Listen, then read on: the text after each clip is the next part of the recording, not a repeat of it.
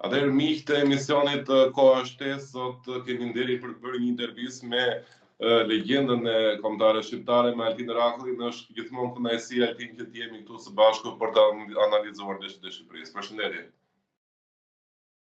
Ciao, mirë se gjej, është kënaqësia ime gjithmonë kur flas me ty, edhe për te me tifozat e mi. Ta falenderojmë shumë Altin. Altin, duam ta nisim me njëherë të ajo ndeshje e madhe jona mes Shqipërisë dhe Anglisë. Shikoj Altin, në shumë analiza që janë bërë këtu në Shqipëri, ne të gjithë gazetarët apo edhe ish lojtarët bien në një mendje që Shqipëria duhet të ndryshojë diçka me patjetër nëse kërkon që të marrë rezultate. Nuk po flas vetëm për Anglinë, por po flas në përgjithësi edhe me Serbinë dhe ndeshjet e tjera që na presin. Pra nuk duhet të kemi më tjetër fytyrë siç e kemi pasur në të gjitha ndeshjet e tjera, kemi bërë shumë të lehtëzueshëm që e di dhe kundërshtari, e di çdo kush se ku duam të arrijmë dhe si duam të arrijmë. Nëse Silvinho pati atë suksesin e madh më përpara me elementin Yasir Hasanin që futej dhe godiste nga larg apo me Nedi Bajramin, me Aslan tani çdo gjë është bërë e lehtëzueshme dhe gjitha këto nuk janë më befasira. Pyetja është, çfarë mund të bëhet një befasi sipas teje, një këshill nga ana jote, një diçka ndryshe, ose jo vetëm këshill për Silvinjon, po një ide që çfarë mund të ndryshojë Silvinjo diçka, apo mendon se do të vazhdojmë me po të njëjtët. Për shembull, Vasil Ruci i ftuar në emisionin Max Sport u shpreh edhe një ide që Shqipëria ndoshta mund të provonte skemën 4-4-2 për ndeshjen me Anglinë, ku sipas tij Hoxha dhe Arber Hoxha dhe Armando Broja në atë majën e sulmit, si ta thosh, do të ishin një befasi e madhe për kundërshtarin. Është kjo një ide, tani duam një ide tënde apo mënyrë se si ti e koncepton.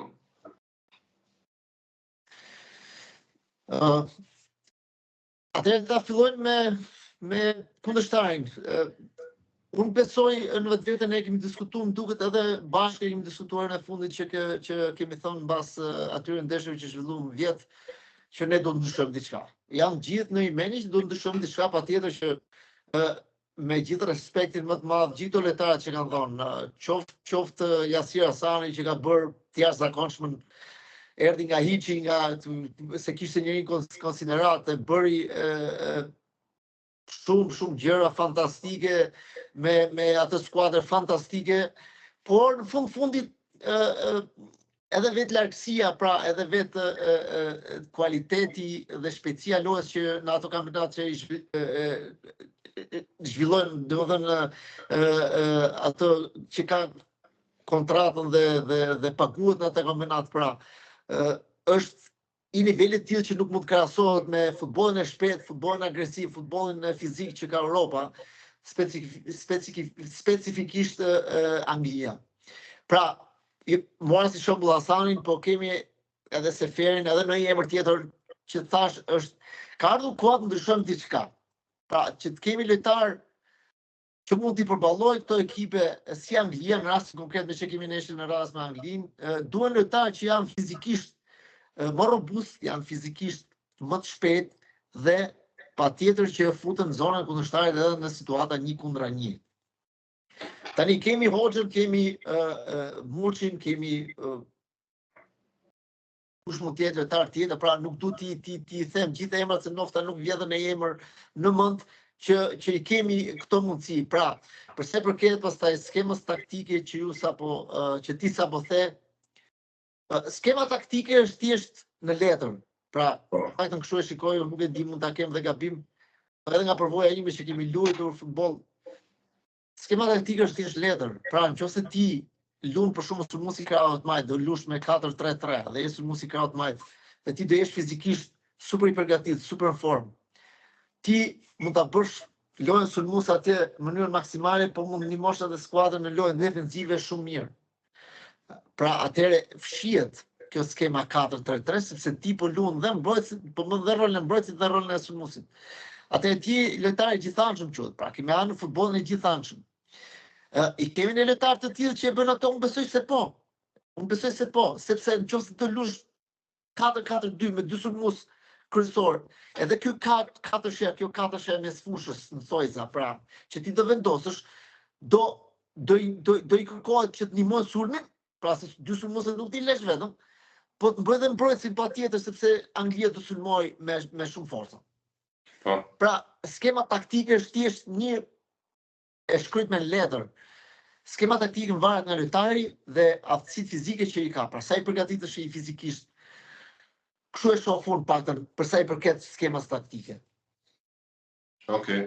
Ndërkohë po shikoja në mediat britanike ishte një lajm që trajneri Tuchel është trajneri i ri dhe do të bëjë debutimin me kundër Shqipërisë, kjo është e ditur tashmë, por një lajm ishte i bukur ishte fakti që siç shprehin mediat britanike në ndryshim nga Southgate-i, Tuchel kishte vendosur që stërvitjet të bëheshin gjithmonë jo paradite, por rreth orës 8:15 pra që lidhej me afër orën e ndeshjes mes Anglisë dhe Shqipërisë. Ishte kjo një papritur, një ndryshim i vogël që i kishte bërë menjëherë te Anglia, pra nuk do të kishte më stërvitje në mëngjes, por stërvitjet do të bëheshin në orarin që përshtatej për kohën e mendjeshin. Dua ta lidh pikërisht nga këtu. Çfarë Anglie duhet presim ne? Është një Angli që askush nuk e di se çfarë fytyre do të ketë, por ama kemi të dhënë që është Tucheli, që është trajneri i Anglisë, është një trajner i cili është shumë energjik, është një trajner që ndoshta mund të dalë edhe pak nga kjo, është ndikuar nga shkolla e Pep Guardiolës, por këta të ndikuarit e shkollës së Pep Guardiolës në këto kohë të fundit nuk po bëjnë edhe aq mirë, është vetë Pep Guardiola që nuk bëri mirë, është Xabi Alonso që banon aty, që jeton në Gjermani, e di ndoshta faktin që Xabi Alonso në ndeshjen me Bayernin pikërisht nga këto ndikimet si Pep Guardiola që ndryshoi gjithë formacionin, bëri një katëror të madh aty dhe në fund u shkua shumë keq. Këto lëvizjet e lojtarëve kot pra pa pasur një ide të saktë. Dhe ideja është këtu pra si përfundim që çfarë duhet presim ne nga kjo Angli, sepse një trajner i ri kur shkon në një ekip është gjithë ajo energjia, motivi, do të bëjë atë lëvizjen e vet, do të fusë një lojtar të ri për të treguar gazetarëve sa ndikim ka ai, dhe në fund ky lojtar i ri është më i motivuar se sa dikush që është aty prej kohësh dhe thjesht luan. Çfarë preti?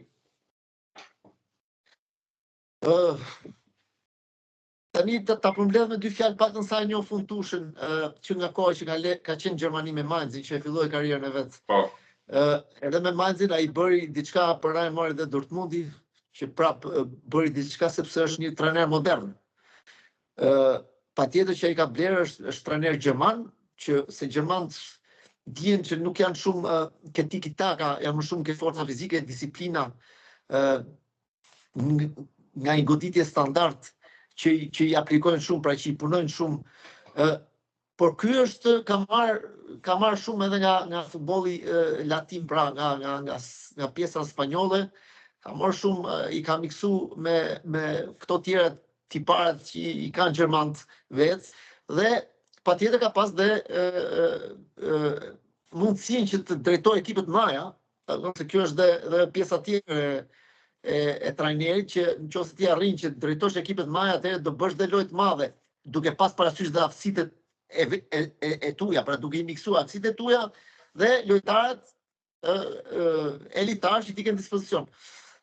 Dhe për mendimin tim është një trajner që guxon, domethënë nuk fshihet, është domethënë kemi parë dhe me Arsenalin me Chelsea në Angli që guxon të bëjë edhe revolucion në lojë, pra. Çfarë presim ne nga ky trajner? Unë them që Anglia duket me sa më nuk ka pas një trajner gjerman në kombëtarën e saj. Të bëj ky në gjë të re. Trajnerët zakonisht kur vinë të ri dhe ai e njeh futbollin dhe mentalitetin, paktën çfarë lexova sot te Bild Zeitung këtu, se ishte një frazë aty në një intervistë që do përshtatej futbollin anglez në kombëtarën, pra në mënyrën se si lu futbolli anglez, kampionati anglez, ai do mundohet ta implementojë në formacionin e kombëtarës angleze. Është diçka kjo e re. Unë nuk besoj se është e re, sepse Anglia gjithmonë me atë modul ka luajt. Pra ka luajt gjithmonë para 20-30 viteve me topat në ajër, kërcimet në ajër, luftën në ajër, auton përplasëshin i dilte sulmuesit bote gol, si ka qenë Arjan Shearer, Gary Lineker, pra mënyrë të tillë kanë bukur edhe ato. Se ashtu dishin të lunin. Sot ka ndryshuar mentaliteti i futbollit anglez, kjo pa diskutim domethënë. Për ne është bërë dhe futbolli interesant se duke i fut disa nga ato pikante tradicionale që ka pas atëherë, por me futbollin modern sot, pra me pasën e shkurtër. pasin e shpejt, futbollin e shpejt, atëherë pranaj ka marrë dhe vendin e parë në botë për sa i përket përqeshmërisë së tifozëve ka shi futbollit. Qa do presim ne nga trajneri? Për trajneri ri, kjo është gjëja më e keqe që ndodhi kombëtarës tonë, përveç faktit që kemi përballë Anglisë, se trajneri ri patjetër që ka energji të reja, ka koncept të ri pa diskutim, ai përshtatet si përshtatet, i përshtaten lojtarët konceptit të ri trajnerit, këtë pritet ta shikojmë, pra është për të parë, sepse jo do e mos është një pon, ose pra një përshtatje, por sa e njoh unë Tushelin si person karizmatik që është, pra unë them që ai do bëj punë mirë me Anglinë. Është trajner i përshtatshëm për atë grup lojtarësh që ai disponon sot. Pra ajo skuadër disponon. Dihet që ka një numër shumë lojtarësh në dispozicion, ka pas gjithmonë, për tani ka, domethënë, mënyrë akoma më të tepërt lojtarët në dispozicion kualitativ. Ne e shohim edhe në pjesëmarrjen e ekipeve angleze në kompeticionet europiane, pra që janë gjithmonë ato kanë lojtarë shumë të huaj në përbërjen e tyre, por kanë dhe vetë lojtarët anglezë që i kanë të nivelit lartë. Kështu që është vështirë të jap një parashikim çfarë na pret ne nga kjo ndeshje. Unë uroj me zemër që kombëtarët jonë të 100% fit, ndodhin këto gjëra që ne sapo tham, pa këto ndryshime që për mendimin tim i ka të domosdoshme ekipi kombëtar për momentin, plus që presim pastaj nofta në përgjumje në vlerësim të letë nga pala angleze, dhe mbi gjitha ato nuk janë pagabueshëm, për këtë jeni të sigurt, sepse jo më larg, kur ishte para 2 muajsh, shkoi Greqia dhe domethënë e gjeti një ditë të keqe dhe e fitoi ndeshjen në Angli. Pra, njëjtën gjë shpresojmë dhe ne, pse jo? Por që ti shënosh Anglisë duhet të kesh guxim, duhet të kesh domethënë shumë besim vetvete, duhet të kesh shpejtësi loje, duhet të kesh ana fizike, pra duhet të kesh shumë komponent bashk, të arrish të shënosh Anglisë, përveç aftësisë individuale, patjetër që i duhet lojtarit. Kështu që unë shpresoj që ne të kemi ato ditë këto cilësi dhe pse jo të provojmë të shënojmë asaj skuadre. Nuk është e pamundur. Sa shqiptarë pret në stadium, Altin? Do më thonë, në atë imazhin tënd, në atë parashikimin tënd, në atë që ti pret një tjetër ndeshje si ajo Itali-Shqipëri, nëse të kujtohet kur ishte mbushur tërësisht me shqiptarë, që shumica e lojtarëve të Italisë u habitën, nuk po e dinë se ku po luan në Shqipëri apo në Itali, apo pret një situatë disi pak të zjarrt, si ta thuash, nga kjo e Angli-Shqipëri. Do më thënë, si e pret stadiumin, pret një tjetër fotokopje të asaj Itali-Shqipëri? Janë dy situatat ndryshme, sepse ndarja e biletave besoj është ndryshe. Këto e ka pjesën më të madhe, e ka ekipi pritës, pra Anglia, në një stadium 80 mijë, 85 mijë sa është në Wembley. 80 mijë vendosh. Po 80 mijë llogaritë, nuk e di sa përqind merr ekipi pritës, ekipi udhëtues, pra që jemi ne në këtë rast 10-15% duket biletave, pra të rreth 8.000 veta. Një gjë që unë nuk besoj që do ndodhi është, për shembull, ne lutem tu në Çeki vjet apo par vjet që dolën barazimi me Nisën, kam qenë stadium atë ditë. Po. Ashtu, aty në Çeki çfarë ndodhi? Ndodhi shumë bileta të tifozave të Çekisë arritën t'i blenë shqiptarët tanë që jetojnë këne në Çeki, në Gjermani, në afër. Arritën t'i blenë sepse është më e thjeshtë me penetru në për tifozat çek, edhe me i dhonë 100 është më shumë me able biletën, sepse nuk e ka ashtë problem, pa anglezit besoj nuk ka ble dot. Do me thënë, ato për ekipin kombëtar dhe për futbollin përgjithësi bëjnë burg, se sa të japin biletën. Kështu që në këtë aspekt nuk pres që ne kemi forca të shumta përveç atyre biletëve që na takojnë me rregull, pra, se sa ndeshjet e tjera që kemi pas.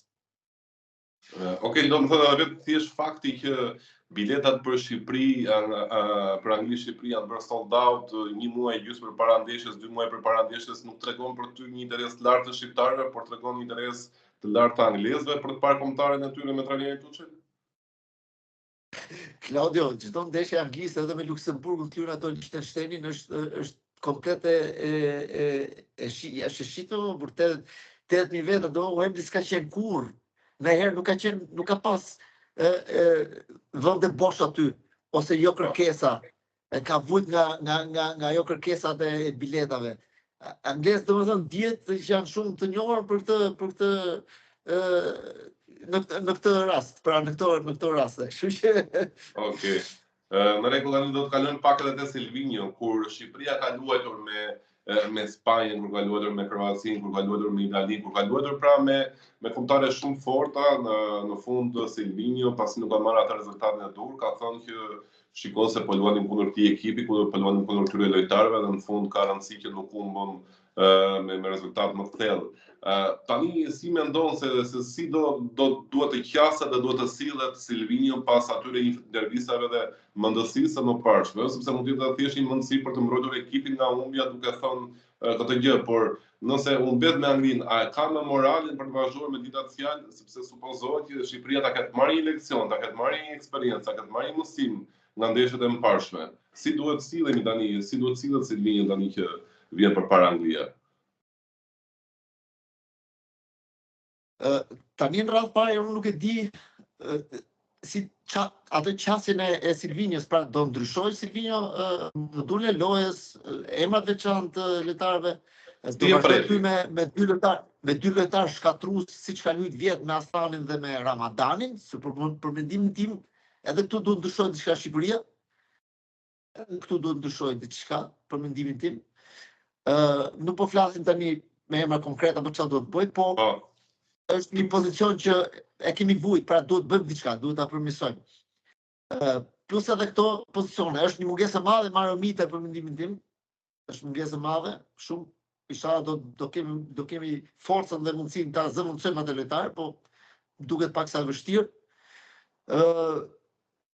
Pastaj pjesa tjetër, unë them që Silvinjo varet se çfarë objektivi ka, pra duhet të kemi parasysh gjë. Silvinjo me presidentin, me Federatën Shqiptare të Futbollit, ka një objektiv. Objektivat pastaj merret në përgjithësi objektivi, pra për gjithë sezonin, merren edhe pastaj objektivat e vogla, themi ne në thojza, çdo ndeshje. Pra, për këtë ndeshje kush është objektivi? Dhe sipas objektivit bëhet pastaj edhe analiza dhe përgatitja për atë objektiv. Kështu që ne nuk e dim se çfarë kërkon Silvinjo, mos marrë shumë gola, të tentoj me marrë një pikë me guxim, apo tentoj edhe nofta pak më shumë, me sulmu kundërshtarin, me i bë presingun ofensiv aty në turit e veta, pra në gjysmën në 16 e vet, mos më lënë të ndërtoj asnjë aksion nga mbrojtja e tjerë. Pra, janë shumë pikë pyetje që ne nuk i dim. Unë nuk e kam gjuhur intervistën e Silvinjos, ka dhënë intervistë para kësaj ndeshje dhe kush janë objektivet, se ai do të thotë diçka, mbasi ta dëgjojmë atë mund të kemi një mendim edhe më të saktë. Por unë kisha qenë trajner, një ndeshje të tillë në Wembley, para 80.000 shikuesve, unë munoja valla që unë si trajner bëja emër, jo vetëm unë, po edhe skuadra, edhe federata. Dhe kush do të rrezikojë gjithçka për të bërë befasinë e madhe. Po do rrezikojë sepse ti humbjen e ke në dorë, edhe gjithë bota parashikon që ti do humbësh atje. Atëherë pse mos bësh diçka më ndryshe? Pse mos bësh diçka më ndryshe?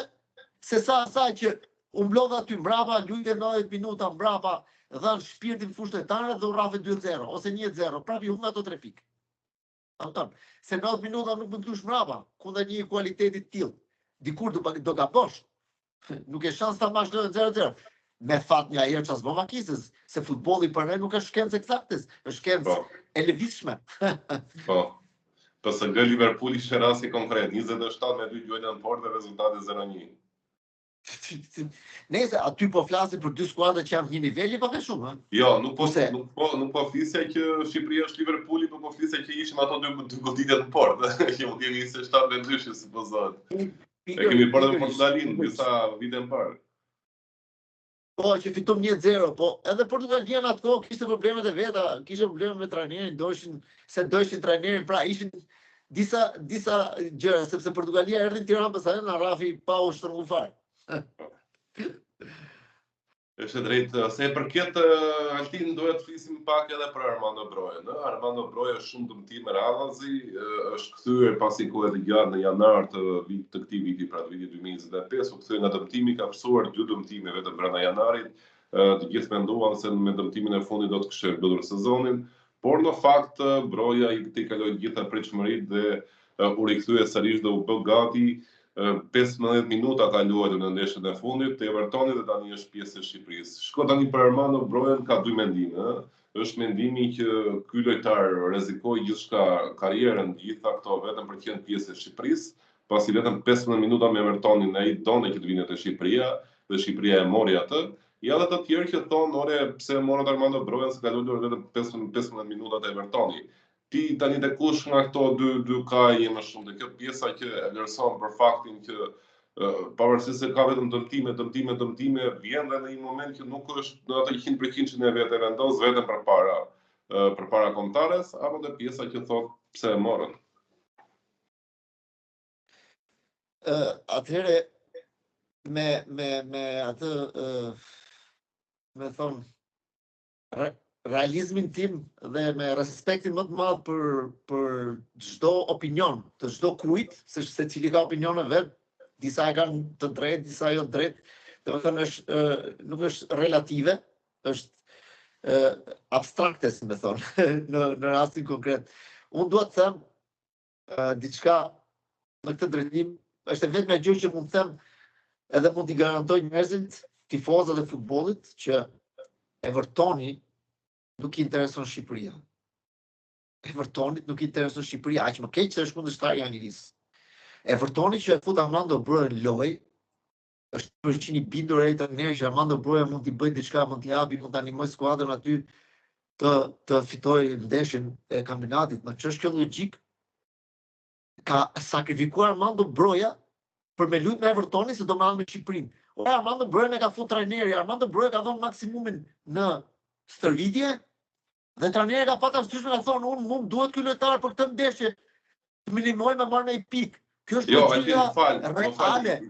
Ideja nuk është që sakrifikoi Armando Broja për Evertonin, por për Shqipërinë, në kuptimin pra që ka luajtur vetëm 15 minuta me Evertonin dhe nuk është ende gati mundësi dhe që të qëndronet te Evertoni, që të merrte veten, sepse në një situatë tillë kur ti ke psuar 5 dëmtime dhe pson një të 6 ke shumë më të rëndë. Kjo ishte ideja. Po, jam dakord, po dëmtimin ai mund ta mori edhe ato 15 minuta që fut në Everton. Apo? Po, është vërtet, po.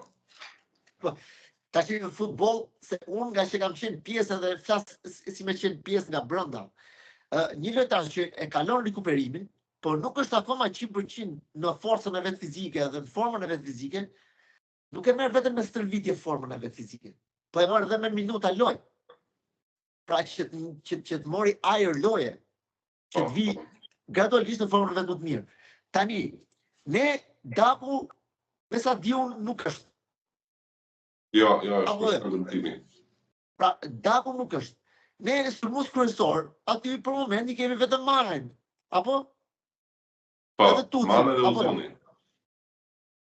Po, Uzuni tash Uzuri gjithë pjesët e veta që ka luajtur me ekipin kombëtar s'ka luajtur kurrë në qendër të sulmit. Nëse ai ka ndamenin me fut në qendër të sulmit është tjetër histori. Pa ai Uzurin e ka fut gjithmonë majtas djathtas, nuk e ka fut kurrë në qendër të sulmit. Megjithatë, pa ju këtyre gjërave, që Armando Broja është thirrë me kombëtar nuk është gabim as pak. Për kështu e shoh unë. Që është aty ai domethënë edhe është siç është një ndeshje në Angli në atë vend që ai aktivizohet, ai ka punu dhe ka arrit ndoshta e ka pasur objektiv të dytë, pra me qenë patjetër fit për këtë ndeshje dhe ka dhënë më shumë gaz, po kur vjen funi fare një dëmtim, nuk e çaj boti, nuk e çaj bën, nuk i fut dot injeksione vet për me ardhur më shpejt, sa ditë më shpejt për një ndeshje kombëtare. Pra, ai shërim ka ardhur automatikisht nga puna e mjekëve, nga puna e Armandos, duke u stërvit, duke bë fitness, duke bë fizio, duke bë shumë gjëra, pra, dhe ka ardhur në këtë ditë që ne jemi ne. Pra, dhe ai nëse nuk do mirë në ekipin kombëtar, do ishte budalliku më i madh për mendimin tim, një lojtar si Broja që edhe në atë gjendje të sot, një moment të nxjerr nga situata, Të fikneshë të lullëdefin, për thëmi, po. Bravo. Kështu që, në rastin konkret, unë them që nuk ka që gabim nga Sivinjo që e ka thirrë. Okej, ti vetë personalisht mendon që do jetë një Armando Broja më i ndezur, më i motivuar për faktin që siç e the dhe ti po luan me Anglinë? Dgjoj, unë besoj që një profesionist Armando Broja po lu me Anglinë apo po lu me Luksemburgun ka po të njëjtin angazhim dhe po sepse goli është gol. E golit i duhet ekipit nga Armando që ta shënoj dhe si me Anglinë, si me Luksemburgun Vlen po njësoj. është një lloj. Tash ideja është kjo. Sa është në gjendje Armando Broja ta ndihmoj skuadrën në këtë ndeshje. Dhe ai ka pas kohë, mas këtyre ndeshjeve ka pas gati 10 ditë tjera kohë, deri të premten që të stërvitet në skuadrën, pra të rikuperohet akoma më shumë. Dhe unë shpresoj që ai të jetë në 100% të forcës vetë, mos 90 minuta, pak të 25 minuta, 30 minuta pjesës dytë, të aktivizohet dhe ta shohim në fushë. Aldin, e ke një rezultat në kokë për ndeshjen në Angli-Shqipëri ose një rezultat që do të dëshiroje nëse nuk e ke në kokë? Tani dëshira ka pyetje është kjo, Claudio, dëshirën e kemi ta fitojmë ndeshjen atje. Pse jo? Ti thua barazimin nuk fiton. Ty them atë ta bun, jo, kur bëhet fjala për dëshirë. Tash me një realitet të bashkangjitur dhe pak me dëshirën, thuaj. Me një realitet përfshirë dhe shumë dëshirë brenda, shumë dëshirë, unë them që ti morëm një barazim 1-1 dhe ti shënojmë një gol ne aty bile, ta bëjmë një nga sulmuzitan, nuk do ishte keq për Shqipërinë, për perspektivën e kësaj skuadre dhe edhe për vajtjen e ndeshjeve tjera që në mirëvajtjen e ndeshjeve tjera që na presin në të grup të vështirë se kemi dhe Serbinë, një barazim atje pra do na ikte një moral të jashtëzakonshëm, një forcë, energji pra dhe do i shifshim neshte të tjera pastaj shumë entuziazëm se sa nëse do vinin nga një humbje. Që fundi fare edhe pritet edhe nuk ndodhi, po lu kundër Anglisë, kështu që ky është opinioni. Okej, dhe një pyetje e fundit Altin, por nuk është pyetje e fundit për garancia. Në mediat shqiptare në këto vitet e fundit është folur shumë se përket situatës mes Kosovës dhe Shqipërisë. Diçka ka nisur dhe ka gjarat janë nxjerrur disisë, domos mes federatave, pasi Shqipëria ka marrë kapitenin e Kosovës U21, Etnik Brutin. Kjo ka ngjitur shumë diskutime në Kosovë, ku trajnerët në Kosovë kanë arritur deri aty se kanë thënë që do t'i dërgojnë letër FIFA-s, do t'i dërgojnë FIFA-s një kërkesë që Shqipëria të mos marrë më asnjë lojtar të Kosovës që është rritur nga grupmoshat e Kosovës, nga Akademia e Kosovës. Një ligj ky që të paktën në vendin tonë nuk ekziston, sepse ne nuk mund merrim dot as lojtar nga Gjermania, nga Zvicra, ose vetë Kosova me lojtarë brenda, kështu që nëse do e vinë këtë lloj ligji në zbatimin që vetë Kosova e para që do ta pësonte. Pra ideja tani është tu, ti ke luajtur dhe më parë kemi shumë shokë, po flas për ty si futbollist shqiptar të Kosovës. Nga ka ardhur e gjitha kjo, pse shkoi situata deri këtu? Pse është situata deri këtu? Se mbas dijenis time që unë kam, mbas informacioneve të mia, Etnik Bruti ka kaluar një presion shumë të madh familja e tij pas se zgjodhi Shqipërinë. Madje situata shkoi deri aty, ai sa më njëherë pasi e zgjodhi Shqipërinë e la në Stoli dhe te Malisheva, vetëm për të arsye, vetëm për shkakun se e zgjodhi Shqipërinë. Është një mundësi që deri dje ne diskutoni për ekipe në Greqi, që pasi lojtarët zgjidhin Shqipërinë, ata ngeleshin Stol. Nuk mund bëhet kjo në Kosovë. Dua thjesht një mendim tënd ose një këshill nëse nuk do edhe të prononcohesh, mos të shkojnë gjakra deri këtu, se është shumë e turpshme. Atëherë një ide ime, ndoshta mund të jetë e çmendur, po them që gjithë ky reagim që ka pikërisht për këtë lojtar ka ardhur mbas organizimit të federatave pra Serbisë dhe Shqipërisë kampionatin e 21 vjeçar. Edhe unë them që kjo ka luajtur rolin kryesor. Në këtë paçavurë them unë, opinionesh, trysnie dhe pa piklidhje fare edhe pastaj kur shkon deri në këto masa që e lën djalin në stol, domethënë me skuadrën e vet. Tani paktën kështu unë kam dhënë dhe intervista në mediat e Kosovës. Edhe kam dhënë opinionin tim për sa i përket. Nëse tash kam një bindje shumë të fortë që ky është shkaku kryesor. Pra, ato ne tani nuk e shohim më si vlezër, pra po flasim vlezër në lidhje me futbollin, jo si vlezër pra në ana geopolitike. Sepse ne po bëjmë, pra Federata Shqiptare e Futbollit organizon me armikun ton kryesor Serbin një kampionat të përbashkët. Po ato anashkalojnë një thelbin e kësaj.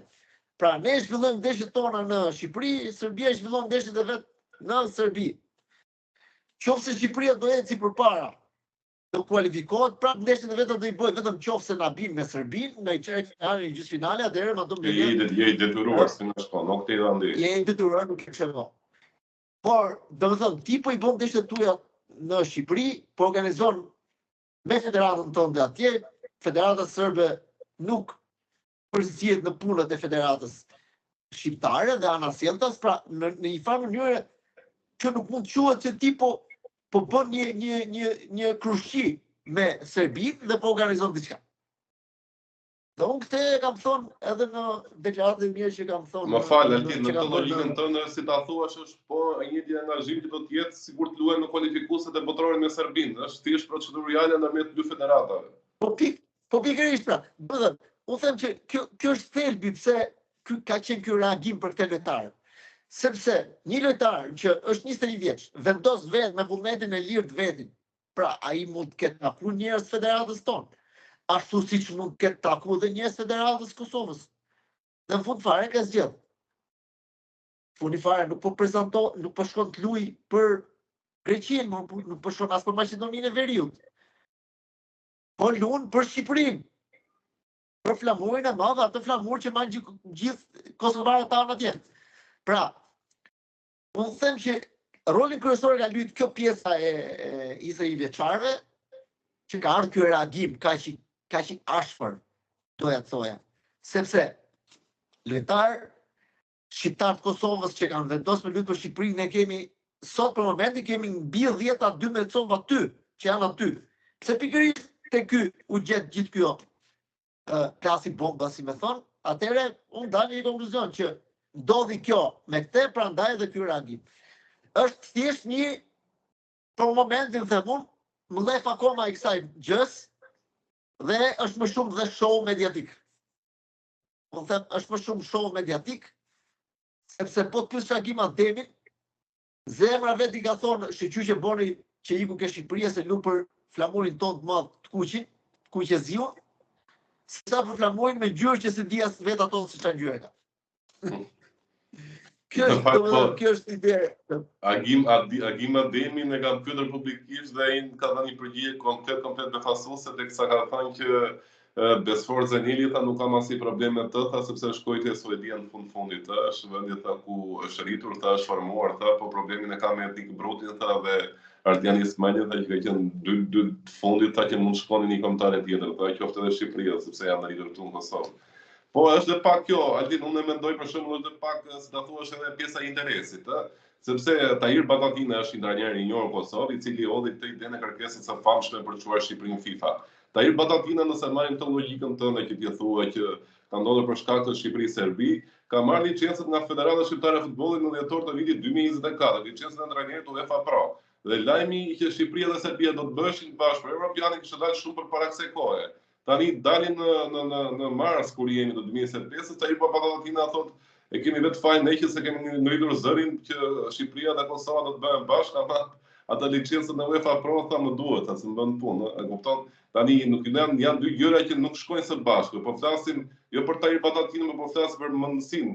Mund të jetë fundi afare dhe një shembull që kërkon të bëj Kosova me Etnik Brutin dhe për lojtarët e tjerë që t'i kapi frika, sepse Alban Bushi tha që ka qenë dy lojtarë të Kosovës se e kishin premtuar që do të ishin pjesë në listën e Shqipërisë dhe ishin shfaqur tani te Kosova. Kur flas për një pritërjes është kjo, okay, vllai i madh, vllai i vogël, por kur shkon në botëror Shqipëria, për shembull, Agim Ademi do të shkojë me njerëzit e tij atje, nuk do të jetë vetëm ai tek pulli i ftuar nga Armanduka, ë? Edhe kundërta.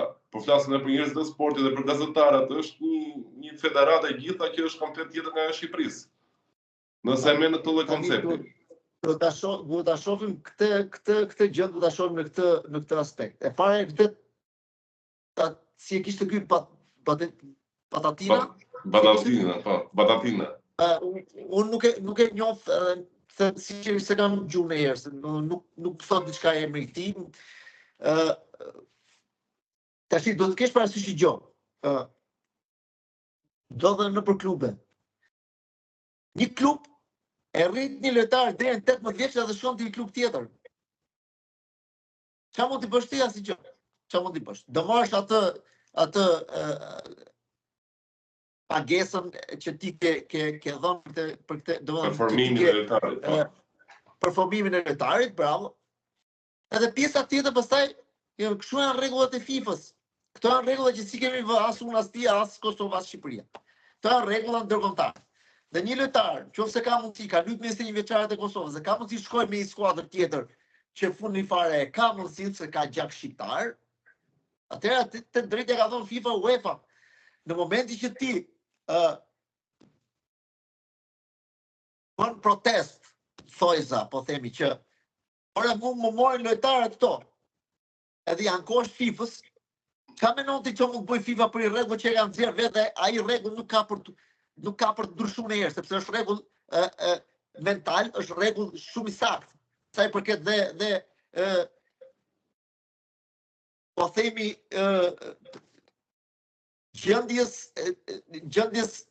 ku ndodhet Europa, bota për momentin. Pra, nëse një lojtar ka mundësi të mori pasaportën se ka pas gjyshin nga Kosova, ai mund të luajë për Kosovën.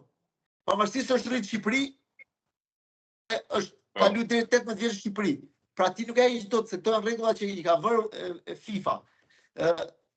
Kështu që unë them që gjithë këto teatrat që bëhen tani është më shumë teatr mediatik. Nuk ka lidhje shumë me çka kanë zemër njëri apo tjetri. Sepse funi fare e din gjithë që duhet të shtojë këtë. Patjetër që Federata e Kosovës, njerëzit që jetojnë në Kosovë, i intereson që Kosova të jetë një skuadër e fortë. Edhe ne na intereson që Kosova të ketë një skuadër të fortë, pa diskutim, sepse duam dy skuadra të forta. Por momentin që një lojtar, një fakt shumë të rëndësishëm aty më fal, që u quaj tradhtar. Kjo është e pafal. Pikërisht, tradhtar. Jo, pikërisht kjo është pra se tradhtar nuk mund t'i thush një personi, një shqiptar që shkon nuk për Shqipërinë, pavarësisht se është rritë në Kosovë. Ose anasjelltas, një lojtar që është rritë në Shqipëri që luaj për Kosovë, nuk mund t'i thush tradhtar. Tradhtar mund t'i thush shkon luaj për Serbinë, për Greqinë, për Maqedoninë e Veriut, për Italinë, për këto që thon nuk zgjodhen ne, po zgjodhen ato. Po edhe si kemi thonë tradhtar, as Granit Xhakës, as Shaqirit, as ati tjetër se kemi pas shumë emra që kanë qenë si kemi thonë tradhtar. Tani se këto janë tema tjerë. Çdo njeri është vetë në zemrën e vet, e vendos. Gjithë historia dhe gjithë problemi është ky. Në momentin që ti luan një rol jo fair për t'i push me lojtarë dhe kush futet tu, futen ana materiale, futen presione nga më të ndryshmet për të luajtur për një skuadër, pra për një fanele apo për tjetrën, atëherë kjo nuk do ishte në rregull sipas mendimit tim. Qoftë Shqipëria e ka bërë këtë me Prutin, që unë nuk besoj, atëherë të gjithë përfshija Agim Ademin, president federatës, se gjithë njerëzit e futbollit në Kosovë do të kishin drejt thoshin ore, po ju po na bleni ne lojtarët, si ju bleka vllai. Kjo është tjetër histori. Ama në momentin që ai vet, sepse ka pa që Shqipëria ka mundësi të kualifikohet më shpejt se sa Kosova në një kampionat europian apo botror.